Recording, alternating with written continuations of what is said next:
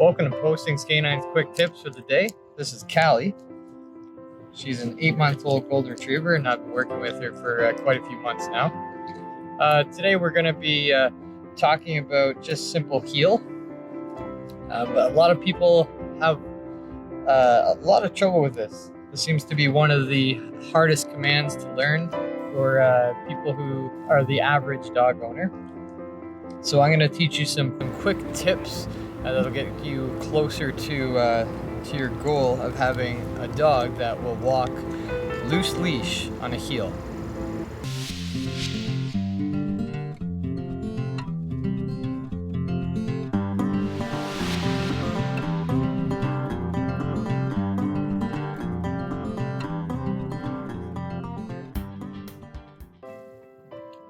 Girl, Cali.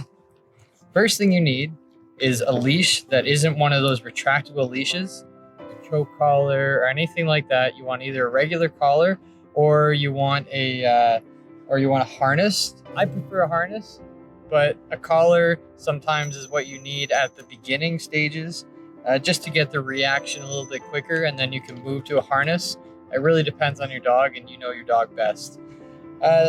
For Cali, I'm using a collar because most people tend to use collars. So when it comes to heels, you need your leash, a collar, harness, and most definitely you're going to need treats.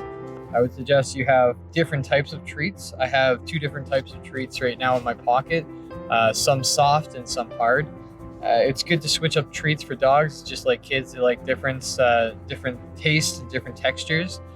Just to keep them into your lessons. This is not going to happen overnight. This is a work in progress. It will take a few times, and it will take a lot of consistency and a lot more patience. So when you are teaching your dog to heel, there are really 2 main things that you control that will help them pay attention to you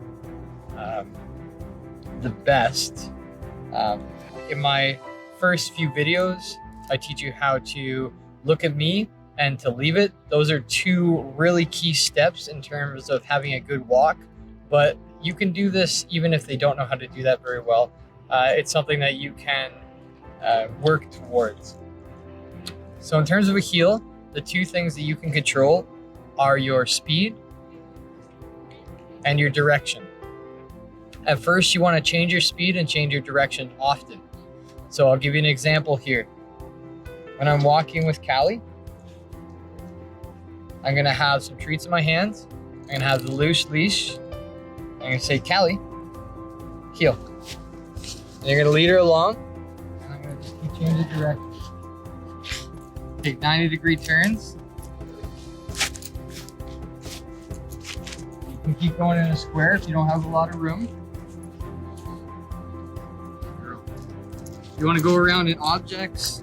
You want to go around inside, outside. I would recommend that you start indoors where there's less distractions and you can control the distractions. Then move to somewhere like the back of your house if you have a backyard. If you don't, just move to your front where you would normally take them for a walk, maybe on the sidewalk in front of your house, the block from one side to the other. But have really short distance at first and have realistic expectations of your dog. The worst thing you can have for your dog is unrealistic expectations, expecting them to really understand you or know what to do even before you've taught them how to do it and what you want them to do.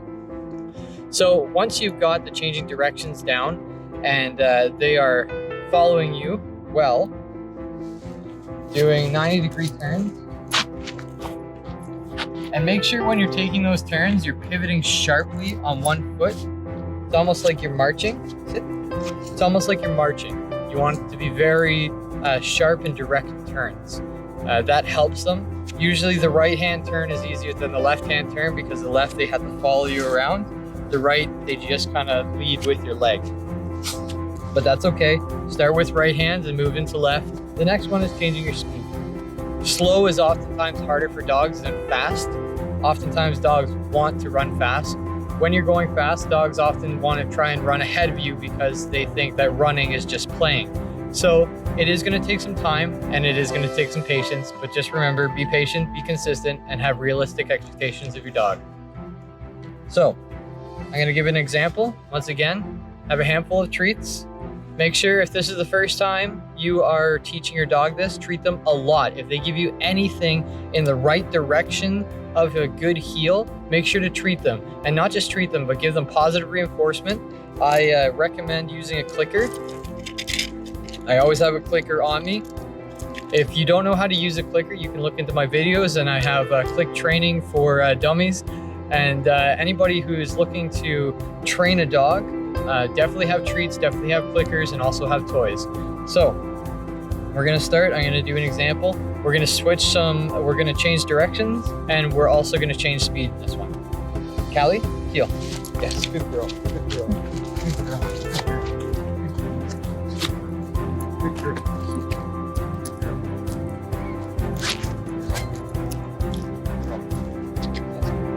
Good girl, Cali.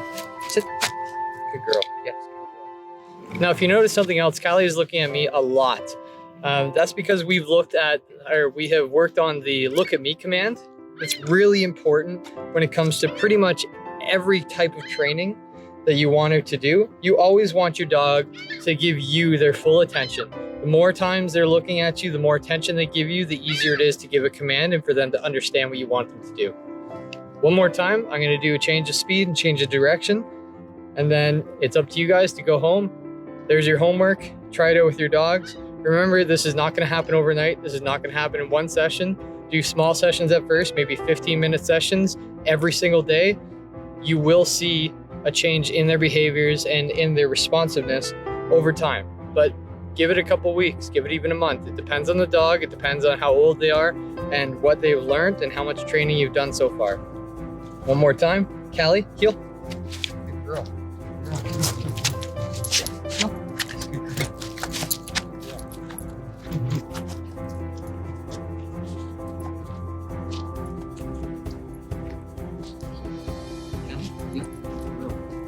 Yes, good girl. Yes, good girl.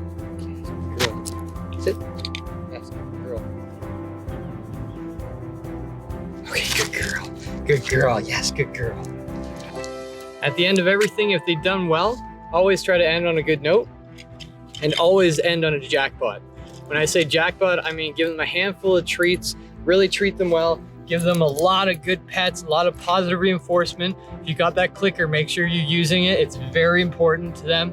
And again, if you don't know how to use a clicker, just look up my video on how to use a clicker for dummies, and I will tell you all the ins and outs of using a clicker and the benefits of it. Thanks for tuning in to PostingsK9 Quick Tips. If you haven't yet, subscribe to my video. And if you have any questions or comments, please comment in the section below. And I will see you next time on PostingsK9 Quick Tips. Thanks.